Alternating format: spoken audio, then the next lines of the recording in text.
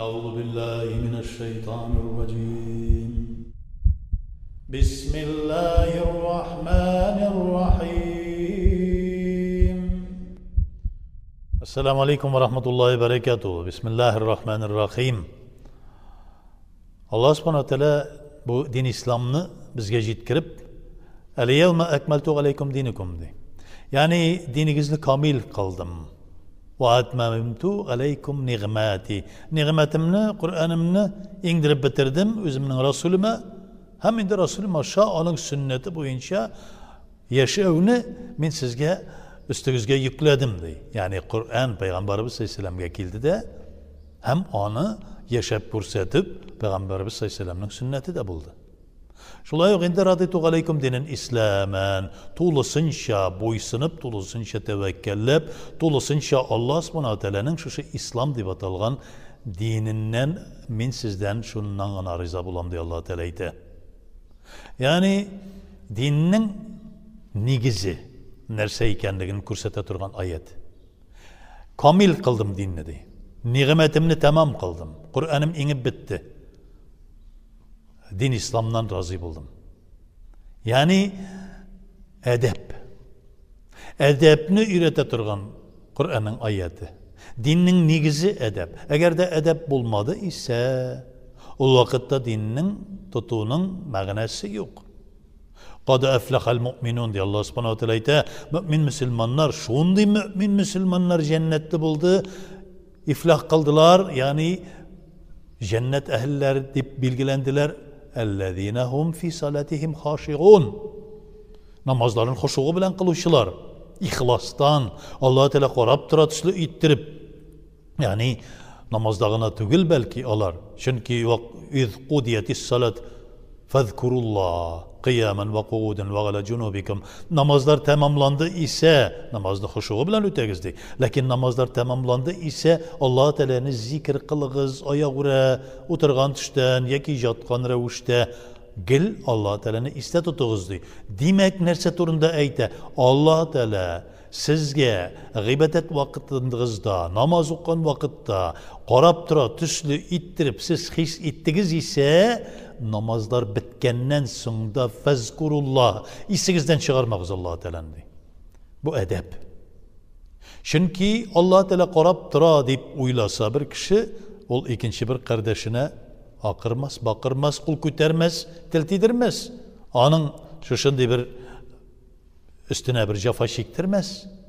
Şu an göre nerse deyip Peygamberimiz Aleyhisselam el-Muslim, mümin Müslüman, el-Mu'min ikinci bir hadisindekiyle şundi bula, onun kulundan da telinden de, hareketlerinden, turşundan da başka kişiler, ya ki başka Müslümanlar bir rivayette, ikinci rivayette, başka bütün kişiler de imin bulu revşinde buldular. İmin buldular.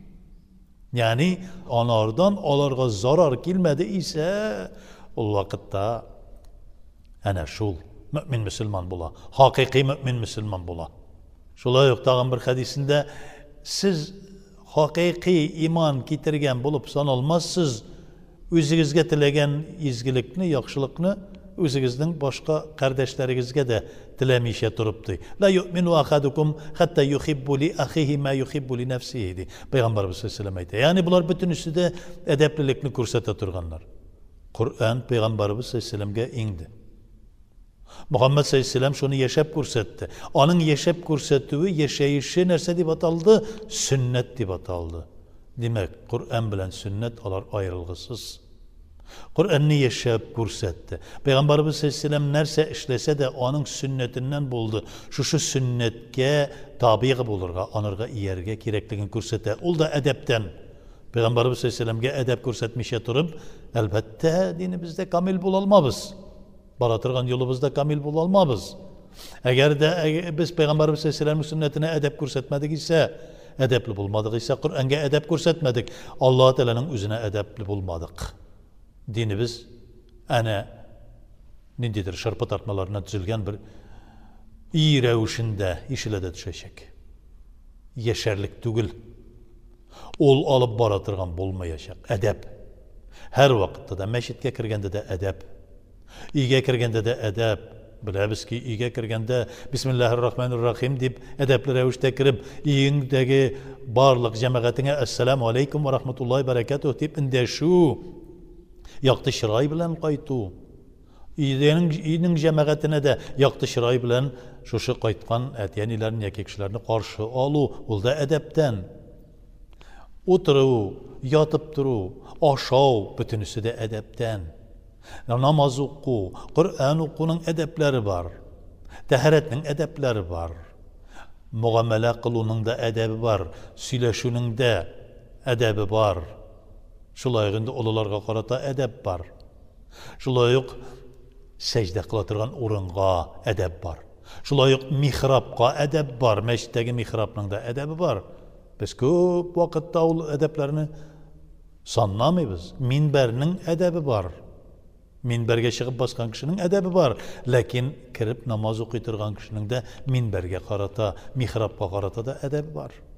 Chunki her narsada belgilangan, her bir narsaning o'zining o'rni bor. Adab İslam dininde. Eğer de biz 50 kadar ayetlerini bilsek de, öğrenip bitirsek de, eğer 50 falan kadar hadisler öğrenip bitirsek de, onlar bilen başımızda yürütsek de, eğer bizden edebimiz bulmayken, o vakitte ol öğreninin mağnası yok. Peygamberimiz Aleyhisselam kılgan duanına kabatlısı kala, Allahumma inni a'udhu bike min gilmin gayri nafi'in. Min sen Rabbim şeytandan sıyıngan kibik fayda bir metirgan gilimden sana sıyınamın. Gamel kılınmay turgan gilimden sana sıyınamın. Ya Rabbim deb aytirga qola. Yani edep, bütün narsada da edep. Allah subhanahu wa ta'ala her vakitte da bu dünyada yaşayan vakitte ibadetimizde bulsun, dünya işlerinde bulsun, edepli bulup yaşayımızı nasip etsin. Her birimizge de Allah Teala bizden rıza bulup, onun süyüklü bendeleri buluğumuzı nasip etsin. Her birimizin de özünün kileşekte olu bulgan cennet-ül ağla bilen müşerref kılsın. Peygamberler, sıddıklar, şahitler, enbiyeler, mürselinler, Muhammed Mustafa Aleyhisselam bulgan şu cennet-ül ağlada bizge de bir orun nasip etip, özünün yüzün didarını görüp mengilikte huzurlanmamızı nasip etsin. Esselamu Aleyküm ve Rahmetullahi ve Berekatuhu.